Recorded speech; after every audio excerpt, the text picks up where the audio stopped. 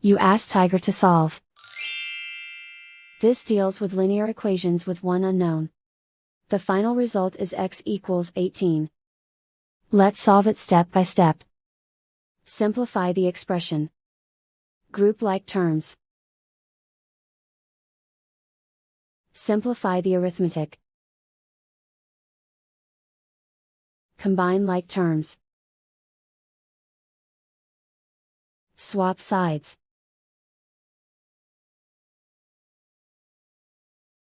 Group all constants on the right side of the equation.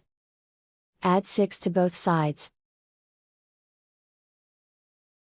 Simplify the arithmetic.